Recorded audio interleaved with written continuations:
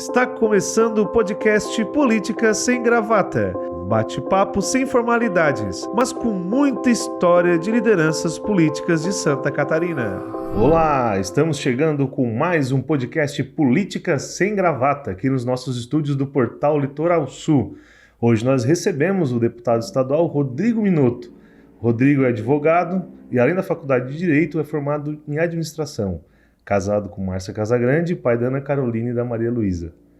Já atuou como coordenador estadual do Cine, superintendente regional do Trabalho e Emprego de Santa Catarina, foi chefe de gabinete do histórico político do PDT, Manuel Dias, na época que ele era ministro do Trabalho e Emprego. Em 2014 foi eleito pela primeira vez deputado estadual, com 26.929 votos. Atualmente está no terceiro mandato na Assembleia Legislativa de Santa Catarina. Ele foi o segundo vice-presidente da mesa diretora da ALESC entre 2019 e 2021 e atualmente é o segundo secretário da mesa diretora. Em 2020 se aventurou e foi candidato a prefeito de Criciúma. Com 4.195 votos foi o quarto mais votado. Seja bem-vindo, Rodrigo. E nós começamos sempre com aquela pergunta, né? Como é que foi que o Rodrigo Minotto entrou na política? Olá, Lucas. Olá a todos que nos acompanham nesse podcast. É realmente política sem gravata. Estou aqui sem gravata, agora só de camisa mesmo. Mas é interessante, Lucas. Primeiro, inicialmente, parabenizar vocês por esse movimento, da importância que é essa fala com os políticos da nossa cidade, da nossa região. Só vou fazer uma correção. Hoje eu estou como segundo vice-presidente da Assembleia, não como Segundo vice-presidente. Segundo vice-presidente. Show, feita a correção. Como é que foi assim, a minha história política? Nesse mês de abril, completou 30 anos de filiação partidária no PDT. Meu único partido político até hoje, enquanto filiado a um partido.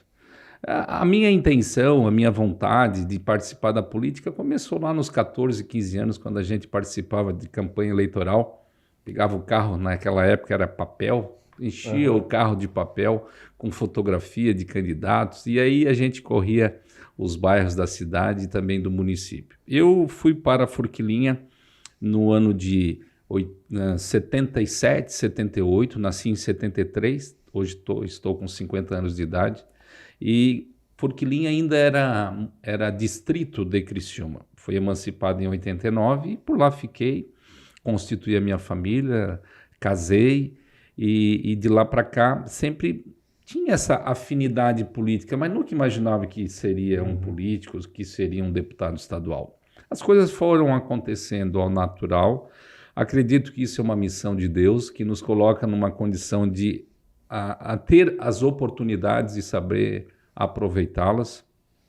Eu fui convidado a me filiar ao partido em 1993 pelo então prefeito da época do município de Forquilinha, Vanderlei Ricken, que me introduziu, na verdade, na vida política. Então, comecei lá de uma forma muito discreta e sem nenhuma pretensão, mas mais no sentido de conhecer um pouco mais da realidade política, do que é ser um partido político. E uma coisa que eu me precavi era de conhecer realmente o estatuto do partido, ler sobre as lideranças políticas nacionais. E me chamou a atenção, né, a formação política do PDT, a história política do PDT, do nosso grande líder, saudoso Leonel Brizola, a questão da revolução da educação que ele fez no Rio Grande do Sul, no Rio de Janeiro. E eu sempre entendi que a educação transforma a vida das pessoas. Essa é a minha bandeira também de mandato. Então eu percebo que o PDT se encaixava com as minhas ideias, né? De você atuar numa política pública transformando a vida das pessoas através da educação, desde do ensino primário até o ensino superior. E foi aí que eu decidi entrar no PDT e fui tocando a vida, estudando, tive a oportunidade de me formar em administração, não contente, fui fazer direito, porque eu queria ser advogado.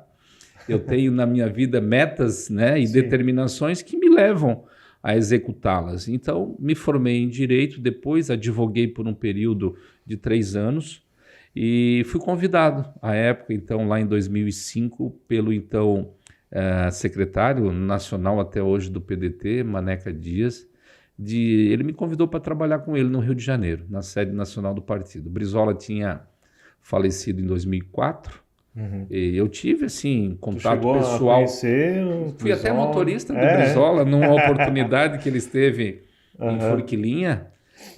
Levei ele de carro de Forquilinha até Balneário Gaivota. Tínhamos lá um candidato a prefeito à época. E aí o prefeito Vanderlei Henrique me pediu para me levar o Brizola lá naquela oportunidade. E conheci ele de outras ocasiões, mas assim, uma liderança muito distante de nós, né? Sim, sim. Porque era o nosso ícone, né, do partido, era a maior liderança do partido nacionalmente e chamava atenção, né? Era o ídolo, Imagina, né? era Quando o... você chega perto de uma pessoa dessa, É. a história de vida política dele, quando ele vinha a Criciúma, a gente acompanhava nas rádios, né, as entrevistas, longas entrevistas, que passavam um filme na cabeça, assim, contando a história do que ele viveu. Então foi assim, o início começou dessa forma, assim, um pouco, às vezes, sem muito foco, sem muita esperança. Foi mais pelo desejo de participar, de estar junto ali, né? E discutir política. O que a gente pode fazer para colaborar com a nossa sociedade? O que nós podemos fazer enquanto agente político, transformando a vida das pessoas? Eu acho que foi nesse contexto. E aí as coisas foram acontecendo. E nesse contexto, o que tu lembra, assim, né? Que falou da campanha que fazia, que entregava folheto e tal, o que tu mais te marcou nesse período, assim? Município pequeno como Forquilinha, na época Criciúma também tinha aquelas disputas acirradas, mas município pequeno era algo impressionante porque era uma divisão, né? Quem é Grêmio e quem é Inter, né? Os pé brancos, os pé vermelhos na época que discutiu. Só para te ter uma ideia, na localidade, meu pai foi candidato a vereador, o vizinho do lado era candidato a vereador, o vizinho da frente era candidato a vereador e o outro vizinho também era candidato a vereador. Então, assim, era um número de candidatos muito grande. Então, disputava voto no bairro. E me chamava a atenção aqueles comícios que eram feitos com shows, a banda Matusa era contratada direto para fazer show e comício em Forquilinha. E as coisas foram mudando também, né? Hoje você vê que os comícios são pequenas reuniões e muita rede social. Então mudou muito o contexto da campanha eleitoral do que era a época e do que é agora. Hoje não pode mais, né? Showmício, que tinha, né? É vedado por lei. Artistas, sim. Hoje não pode mais, né? Hoje churrascada, galinhada, risoto, tinha de tudo, né? Hoje já não tem mais isso. Mas eu vejo que evoluiu muito também, Lucas, nesse contexto, né? As pessoas conhecem mais o candidato, porque as informações estão aí expostas. Como tu falou, as redes sociais ali, tu põe tudo ali e as pessoas começam a te conhecer por ali, né? Por ali, ver a tua vida pessoal, a tua vida profissional, a tua vida política, o trabalho que é feito, porque hoje... o político vadio não tem mais vez. Outro é trabalhador e realmente as pessoas percebam que as tuas ações realmente estão mudando, estão melhorando. Eu acredito que essa avaliação as pessoas têm e tem que ter. Isso é muito importante. E como é que foi, Rodrigo, todo esse envolvimento, né? Tu escolheu o PDT, como tu falasse antes ali, até chegar na decisão de se candidatar, né? De colocar o rosto na frente lá do panfleto, de entregar o teu próprio panfleto. Como é que foi esse caminho? Um desafio. Como eu falei anteriormente, em 2005 o Manuel me convidou para trabalhar com ele no Rio. Fiquei morando no Rio de Janeiro 1 ano, indo e voltando. Chegou 2006, num determinado momento ele me pediu para mim ser candidato a deputado federal. Eu fiquei assustado, porque deputado federal... Eu nunca tinha sido candidato a vereador, nem prefeito da cidade. Eu não tinha essa predisposição e pretensão política. E com muita conversa, com muito jeito, mostrando um pouquinho mais da vida, da atividade política, ele me convenceu a ser candidato. Mas eu sabia que a minha candidatura era uma candidatura que não tinha viabilidade eleitoral, mas era o início de um processo político mesmo. E me surpreendi, fui candidato, uma campanha bem simples, em 45 dias, uma campanha bem simples. Comecei a rodar o estado, algumas pessoas que eu conhecia, e me surpreendi pela votação que fiz à época. Se você considerar em 2006, eu fiz 6.716 votos, aproximadamente foi isso. Eu fiquei feliz com aquele resultado, mesmo não conseguindo alcançar os votos necessários, Mas eu fiquei feliz porque eu fiz votos em 151 municípios no estado. E aquela votação me estimulou a perceber que eu, dali por diante, o meu processo seria realmente a minha vida pública. E aí, claro, sempre a gente aprende com os erros, né? Uhum. Então, eu percebi que era o meu caminho. Foi então que, em 2010, eu fui candidato a deputado estadual, naquela oportunidade, já com uma campanha de 3 meses, né? Uhum. Uma campanha de 45 dias é uma coisa, uma campanha de 3 meses Nossa, eu fiquei um pouquinho melhor. É. Resumindo a história, eu consegui fazer 11.472 votos, ou seja, eu quase consegui dobrar a votação. Fiquei na 4ª suplência Uhum. e naquela oportunidade, com 16 mil votos, eu poderia ser deputado. Olha só. Ou seja, Já ficou perto ali, né? faltaram um pouquinho mais aí de 4 mil votos. Isso, eu disse, o que está faltando? Está faltando é trabalho, planejamento. Sim. Foi então que em 2011 eu assumi a superintendência do Ministério do Trabalho em Santa Catarina, fazendo uma gestão diferenciada de bons resultados. À época, o ministro Carlos Lupe era o ministro do Trabalho, me convidou para isso, e eu fui com esse propósito de ter visibilidade para ser candidato em 2014. Então, eu já estava pré-determinado que eu seria candidato em 2014, mas eu precisava ocupar um espaço que me desse visibilidade e representatividade institucional e política. Então, as coisas começaram a acontecer de uma maneira que em 2013, quando o Manuel foi ser ministro do Trabalho, em março de 2013, dia 13 de março de 2013, e aí ele me convidou para ser o chefe de gabinete dele ou voltar para a superintendência como eu entenderia melhor. E aí consultei alguns amigos, fiz algumas conversas e todos me indicaram que realmente a minha função em Brasília seria muito mais representativa no contexto estadual e isso me daria muito mais visibilidade, empoderamento de ser candidato em 2014. Dito e feito, fiquei lá um ano em Brasília, junto com o Manuel, enquanto ministro do Trabalho, onde a gente vivia o pleno emprego no país, né? Resultados muito positivos sobre a geração de emprego. E aí foi nesse contexto que eu comecei, desde 2011, organizar, planejar a minha eleição de 2014. O que é que eu fiz? Eu peguei todo o mapa de Santa Catarina, município por município, comecei a identificar quem eram as pessoas que tinham relacionamento e contato conosco e comecei a visitá-las nesse período de 3 anos. Então não foi uma campanha de 3 meses, foi uma campanha de 3 anos. Isso me deu o quê? A realidade de me tornar o deputado, o candidato a deputado da coligação, com 56 candidatos, o mais votado. Eu fiz 26.929 votos e eu me elegeria com 16 mil votos. Ou seja, eu tive uma votação expressiva dentro do contexto dos nossos candidatos, uma coligação que à época ainda era possível, com 6 partidos políticos, e o segundo colocado fez 18.200 votos, tu vê. E eu fiz 26.929. E a campanha com uma campanha mais estadualizada, né? Não totalmente estadualizada, tanto é que eu fiz votos em 277 municípios. Não é bastante? De 295, acho que 18 municípios que eu não fiz votos. Então, o que isso representa? De que a pessoa, quando tem um sonho e acredita, a pessoa, quando tem determinação e vai atrás, né, desse sonho, ela consegue. A dificuldade tem, sem dúvida nenhuma. Porque as pessoas, quando vêem um deputado eleito, acho que é fácil. Não é fácil. É muito difícil. Porque você lida com vários nomes da política. Por exemplo, Criciúma, nós tivemos já 8 deputados, 7, 8 deputados da nossa região aqui, da região da REC, não estou nem falando do Vale do Araranguá, nem daqui.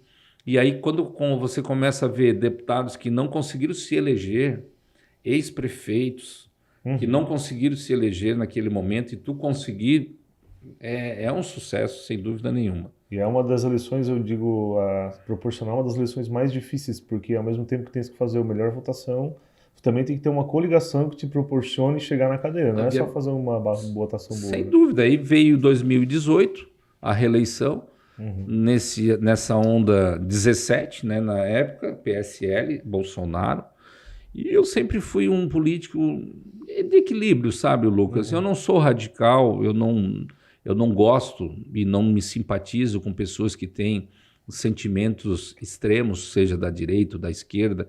Eu acredito que a pessoa tem que ter respeito com as diferenças.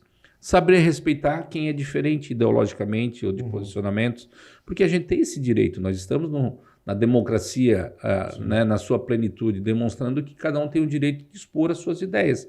Agora, porque eu não concordo, as pessoas odeiam, as pessoas rivalizam, as pessoas... É complicado isso. Passou 2018, eu digo assim, eu passei no teste.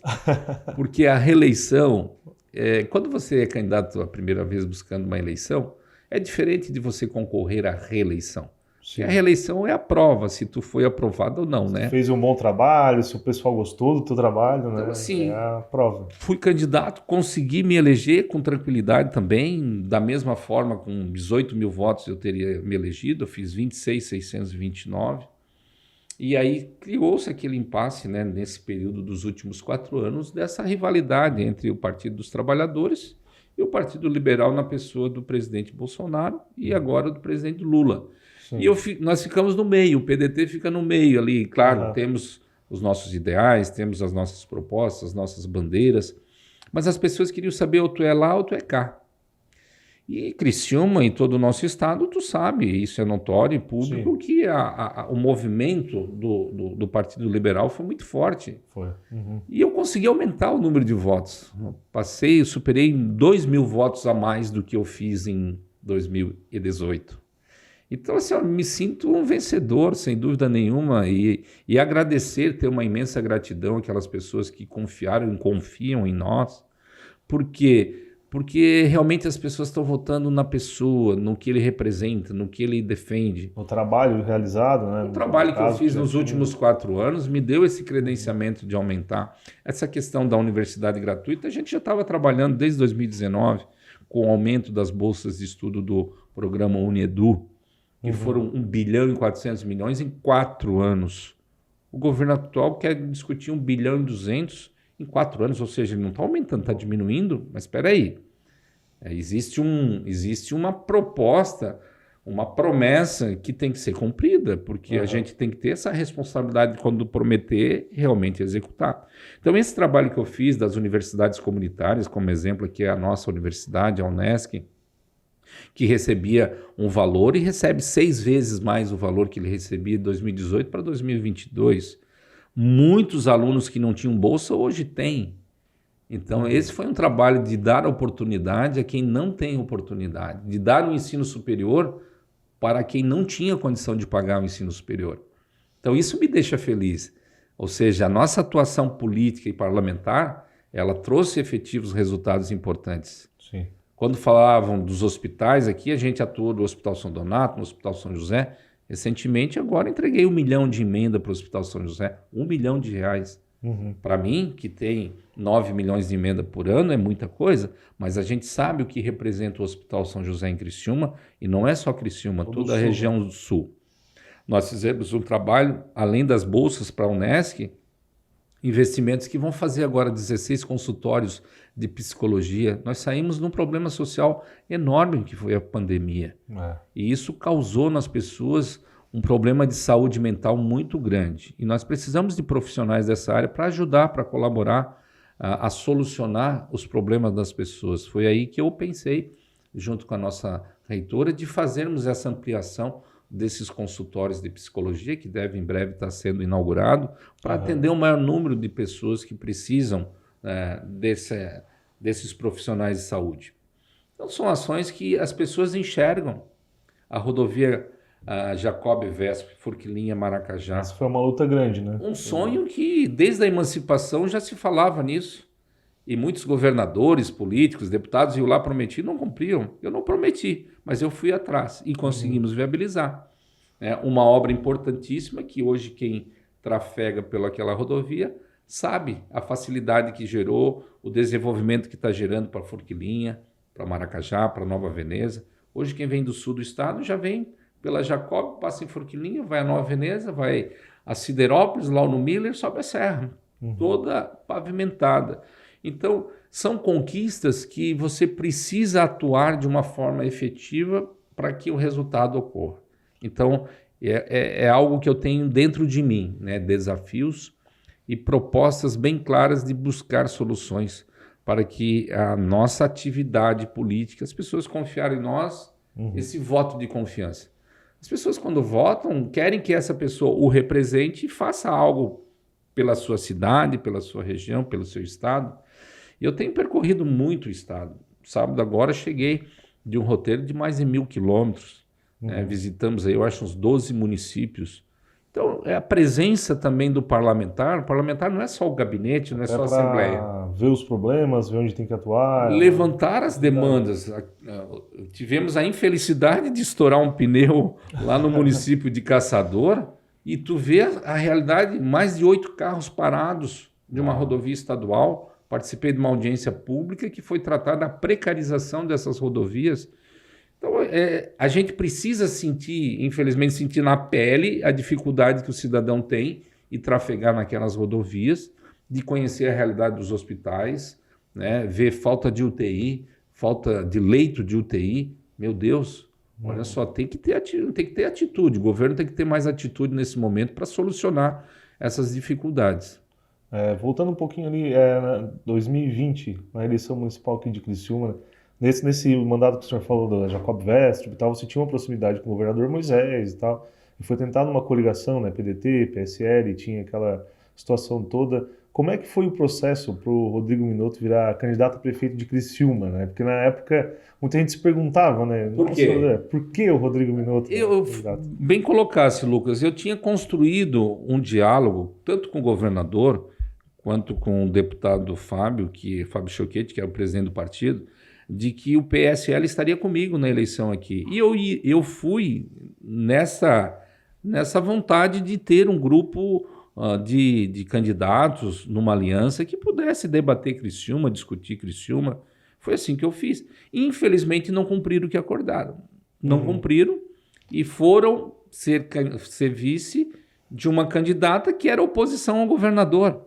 Então, isso eu não entendi esse processo. Infelizmente, a política tem pessoas que têm compromisso, têm palavra, tem pessoas que não têm.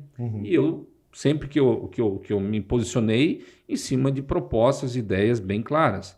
Só que chegou um momento que eu não tinha mais como voltar atrás. E o meu projeto era poder debater a cidade, discutir a cidade, apresentar as dificuldades. Jamais teve qualquer pronunciamento meu ofensivo, né, crítico, assim, desrespeitosamente ao atual prefeito, que foi candidato à reeleição. Sempre num equilíbrio, sabe? Vocês acompanharam da imprensa todo o nosso processo. Só que foi uma campanha na pandemia, uma campanha que você não conseguia fazer agenda, você trabalhava mais no planejamento e rede social, você não tinha como se fazer presente. Foi uma experiência, sem dúvida nenhuma, eu acho que tudo é válido e serve para você avaliar a situação. Pela primeira vez o nosso partido, o PDT, teve um candidato a prefeito de Criciúma, então isso também me ajudou a me tornar mais conhecido, as pessoas conhecerem mais a pessoa do Rodrigo Minotto, da sua postura, do seu jeito, da sua forma de agir. Eu acho que isso foi bacana, foi legal, gostei. Dificultoso, muito dificultoso, uma campanha de prefeito, ela é bem diferente de uma campanha de deputado. Foi a primeira experiência que teve como candidato do executivo, né? Um cargo executivo, né? Foi a primeira experiência e eu também tinha a missão de podermos eleger um representante na Câmara que nós não tínhamos, né? E conseguimos eleger o vereador Osairo Casagrande, mérito dele também, trabalho dele, já era vereador. Então, assim, a gente cumpriu um papel que deu resultado. Então, eu me sinto tranquilo, o partido me apoiou, me ajudou, e isso também me deu regionalmente uma visibilidade maior que eu não tinha, porque Criciúma tinha programa de TV, então a gente ficava focado a discutir os programas, as propostas e passar isso para a sociedade, seja pela televisão ou seja pelas redes sociais. E tu tens o sonho de algum dia ser prefeito ou foi uma coisa mais partidária? Como é que foi isso? Lucas, eu digo assim, sempre quem está na política, sempre quer almejar alguma coisa a mais. Sim. É claro que ser prefeito de Criciúma é mérito, né? É importante, uma cidade grande como é Criciúma, a maior cidade entre Florianópolis e Porto Alegre. é uma cidade de referência estadual, até mesmo nacional. Só que é um desafio muito grande. Olha, tu pode perceber todos os políticos que passam pela prefeitura, a fisionomia dele, ela se transforma, né? Quando você entra, jovialidade, uma aparência bacana, com vontade. Quando ele sai acabado, ele sai destruído. Por quê? Porque as pessoas cobram muito do prefeito, né? Cobram muito do prefeito, como cobram do vereador. Não é que não cobram do deputado.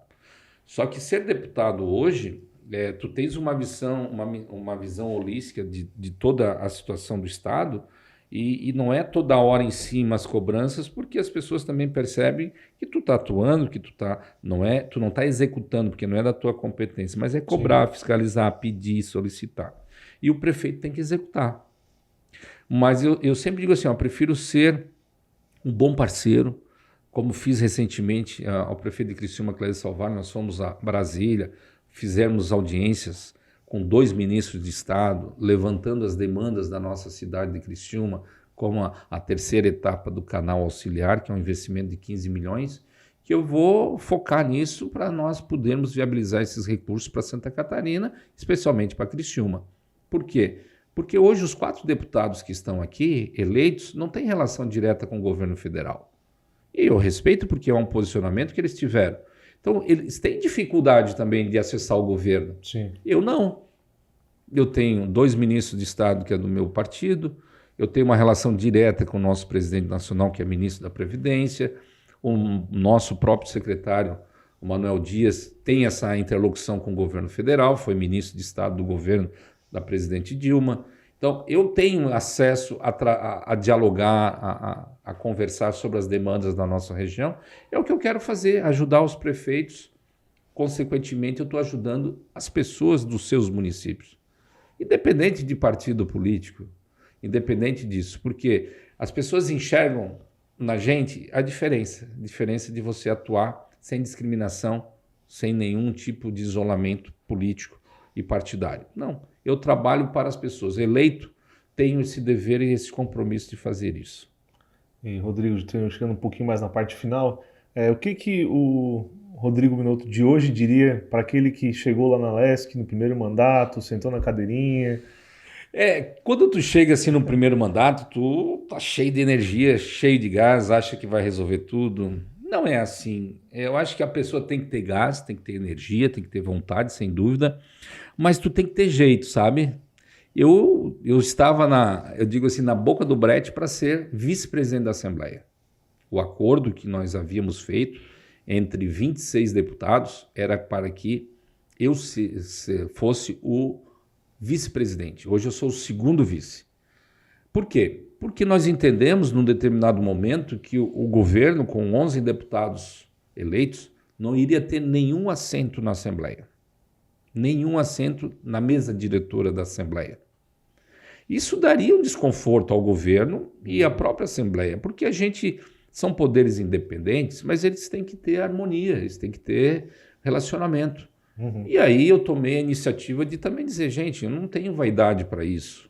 Ser segundo vice, ser primeiro vice, não tem problema. Eu abri mão dessa condição para poder um representante do governo, do partido do governo, ser o vice-presidente. Então, assim, a gente tem que saber avançar e tem que saber recuar. Tem pessoas que chegam lá, bate na mesa, quer isso, quer aquilo, mas é o perfil de cada um, né? É o perfil. Aí quando tu vê deputados que fizeram uma excelente votação em 2018, em 2022 fizeram uma péssima votação, é o comportamento, as pessoas enxergam. Então tu tem que ter muita sabedoria, resiliência, espírito coletivo, e é isso que eu tenho. Eu sou um deputado só do partido, Tem partido que tem 11 deputados e eu sou só um. Mas eu tenho um bom relacionamento, salvo umas 2 ou 3 exceções, mas eu tenho um excelente relacionamento com os nossos colegas, independente de partido, seja do PL, seja do PT, do PSD, do PP. Por quê? Porque eles me conhecem, sabem do meu jeito de ser e da minha forma de agir. Então, isso é fundamental no ser político, sabe? Saber ouvir, saber conversar, saber dialogar. E não é achando que só tem razão, eu tenho razão nisso, tenho razão naquilo. Não. É sempre bom ouvir e quando tem dúvida, espera um pouquinho para tomar a decisão no momento certo. E como é que foi, né, falando nessa questão, um caso histórico, né, em Santa Catarina, que foi o pedido de impeachment do governador Moisés, todo aquele, né, a Daniela assumiu por alguns meses, depois o impeachment voltou e tal. Como é que foi os bastidores? Você tinha uma relação muito forte com o governador, né? Foi Como é bem que foi tenso mesmo. Claro que ali também houve uma certa exagero, né? Foram 2 processos de impeachment. E a minha relação com o governador sempre teve uma relação muito de respeito, no sentido de que ele estava fazendo o papel dele, eu estava fazendo o meu papel na Assembleia. Porém, foram momentos assim de decisões da vida política, né, da administração do nosso Estado. E lógico que esse jogo político, esses acordos, eu não participei porque eu pedi licença até mesmo para a campanha municipal. Claro que tudo isso é consequência das atitudes também que o governo vinha fazendo. Uhum. E aí a gente percebeu que os interesses também prevaleceram, né? O governador se restabeleceu no governo, mas teve que dar os dedos também, Sim. teve que dar as mãos para compor esse processo aí de ter mais, quando eu falo dar os dedos, dar as mãos, de ter mais diálogo com o parlamento, de ter mais respeito com os parlamentares, porque isso não existia, o governo se achava. E o governador, ao meu ver, ele perdeu pela soberba dele, pela vaidade dele. Faltou humildade por parte do governo, humildade de conversar, humildade de uma política maior de alianças. Ele perdeu por 17 mil votos. Perdeu para ir para o segundo turno. Sim. Ia ganhar a eleição? Acho que era difícil. Mas um governador que não vai nem para o segundo turno, e eu não estou falando da parte administrativa, porque a parte administrativa do governo foi muito boa. Uhum. Muitas entregas, muitos investimentos, podemos dizer assim, um novo pacto de gestão foi apresentada. Só que politicamente ele não teve esse jeito, sabe? Né? Sim. De poder convergir, de poder administrar em conjunto, achou que resolvia sozinho. Então, assim, o maior problema dos políticos é a soberba, é a vaidade, é o orgulho. As pessoas enxergam isso. As pessoas tiram, como elas colocam, elas tiram. E foi o que aconteceu com o governador. Uhum. Mas o governador traiu o presidente Bolsonaro. Isso é outra questão, mas eu estou falando da questão que eu percebi, Sim. sabe? Então, eu vejo que hoje o atual governo não pode dizer que não é político, porque ele tem uma experiência política, o governador Jorginho tem uma experiência política. Uhum. Só que a gestão ainda não está apresentada, o modelo de gestão, a forma de gerir o Estado. Muitas dificuldades estão tendo. Sim. Dentre elas, as cirurgias eletivas, que não é aquilo que está se noticiando, a realidade não é essa. A questão dos leitos de UTI neonatal e também adulto está faltando. Hoje, se tu ligar para o Hospital Joana de Guzmão, não sei se tem 1 ou 2 leitos de UTI sobrando para pediatria. O hospital está lotado. As cirurgias estão represadas. Crianças que estão há 2, 3 anos esperando uma cirurgia não tem. Então, o que está acontecendo? A universidade gratuita era gratuita para todos, já não é mais para todos, porque nem todos vão ter universidade gratuita, mesmo que seja aluno das universidades comunitárias. Então, eu fico me questionando, por que fala uma coisa se não vai ser feito? Uhum. Hoje, com certeza, muitos acadêmicos aqui das universidades que vão estar nos ouvindo tinham bolsa, hoje já não tem mais. Mas como? Por quê? Quem tinha 100% vai ter 50%, quem tinha 50% só tem 25%, ou não tem mais nada. Por quê? O governo criou uma expectativa onde vários alunos foram buscar esse acesso ao programa Unedu, e o que aconteceu? A oferta era X, a demanda aumentou 2x. Se a demanda aumentou, diminuiu o número do índice de benefício de cada aluno. Então, o governo criou uma expectativa que ela não vai ser executada. Então, nós precisamos dar atenção a isso, porque é uma bandeira, foi uma força política que eu imprimi no mandato passado, e eu posso te dizer assim, eu estou cuidando com muito carinho sobre isso. Uhum. O aluno que está no 4º, 5º semestre de medicina hoje de odonto, de direito, de engenharia, não, se não está morando em Santa Catarina por 5 anos, já não vai ter mais esse benefício. Mas por quê? Por que isso? Então, quem tem uma graduação não pode ter duas. Se for fazer a segunda graduação, tem que pagar. Mas por quê? São alguns porquês que nós temos que esclarecer. Então, mas nós temos 4 anos para implementar. Ninguém falou que era nos 4 anos. Todos acreditavam que seria já no primeiro semestre. O governo disse que há 2 anos, na campanha, há 2 anos, o projeto estava pronto. O projeto ainda não está pronto. Não está pronto porque não chegou na Assembleia ainda o projeto. E nós estamos indo para o 5º mês do governo. 5º mês do governo, já está acabando o primeiro semestre. E aí, aqueles alunos que não ganharam mais a bolsa nesse semestre? Então, assim, a gente tem que ter muita coerência naquilo que a gente fala e naquilo que a gente faz. É isso que eu prezo, como político e como pessoa. Rodrigo, chegando na parte final agora, só para a gente dar uma pincelada, como é que está a projeção para as eleições municipais do ano que vem, né? Tem forquilhinha, tem envolvimento do teu partido, que hoje está como vice, né? Como é que está essa projeção para 2024? Então, eu assumi a presidência estadual do partido agora no mês de abril, com um grande desafio de poder aumentar o nosso número de vereadores, prefeitos, vice-prefeitos. É evidente que a gente aqui na região da Carbonífera, a gente quer participar, seja através de uma aliança ou seja através de candidaturas a prefeito, a vice-prefeito. Eu sempre digo, a gente tem que saber o nosso tamanho e saber onde é que a gente pode colaborar e contribuir nesse processo. O meu objetivo é poder ter, sim, um candidato a prefeito de Forquilinha. Em Criciúma, a gente está discutindo internamente a possibilidade ou não de termos candidatos ou participarmos de uma aliança que seja vencedora. Em Cocal do Sul, a gente tem a possibilidade de compor e ter também participação na chapa majoritária. Siderópolis temos essa possibilidade, Lauro Miller temos essa possibilidade, Uruçanga tem essa possibilidade, Içara tem, Balneário Rincão tem. Então, isso nos dá assim, uma visão um pouquinho melhor do que do passado. Na região do Vale do Araranguá também nós teremos candidato a prefeito, a vice-prefeito, a vereador. O meu objetivo é poder aumentar o número de representação política na Câmara e no Poder Executivo. O desafio é grande, a gente sabe disso, né? A gente sabe até onde a gente pode ir, mas eu sou uma pessoa que eu gosto de desafio e, assim, dialogando, conversando, esse é o meu objetivo, de poder colaborar nesse sentido. Tá certo. Então, Rodrigo, chegamos à parte final do programa. Queria deixar um recado para as pessoas que nos acompanham. Bom, o recado é de gratidão, né? De gratidão, de agradecimento a todos aqueles que nos ajudaram nessa caminhada e nos ajudam. Nós temos uma equipe que colabora muito com isso também. As pessoas reconheceram o nosso trabalho, como eu percebo esse reconhecimento de trabalho, de dedicação, de esforço.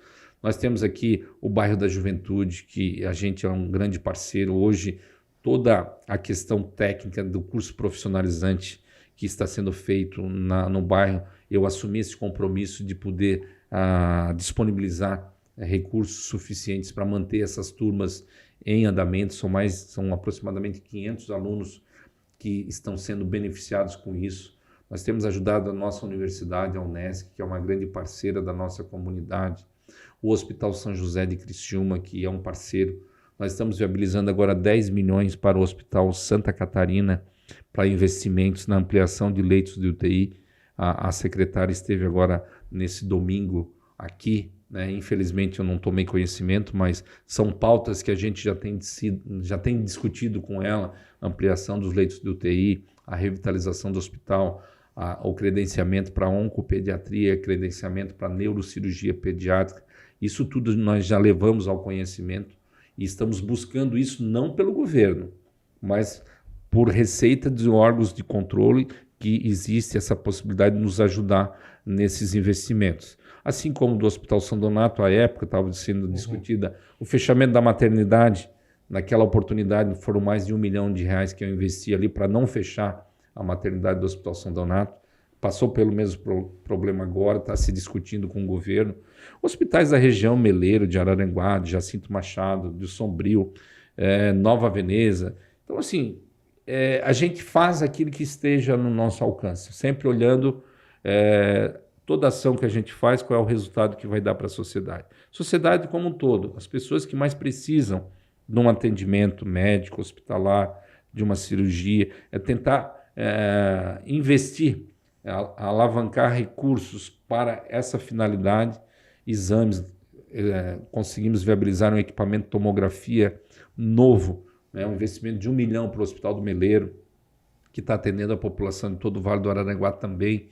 Então, o que eu posso te dizer é assim, muito trabalho, confiança naquilo que a gente faz, determinação, respeito aos colegas deputados, às pessoas que fazem política de uma forma diferente do que a gente faz, mas pensando sempre no bem das pessoas. Esse é o nosso grande objetivo e esperar os desafios que vêm pela frente ainda.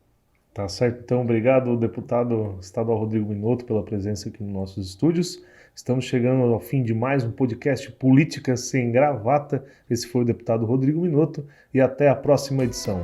Você acompanhou o podcast Política Sem Gravata. Apresentação, eu, Lucas Colombo, com trabalhos técnicos de Jonathan Vitor. Portal Litoral Sul, informação que transforma.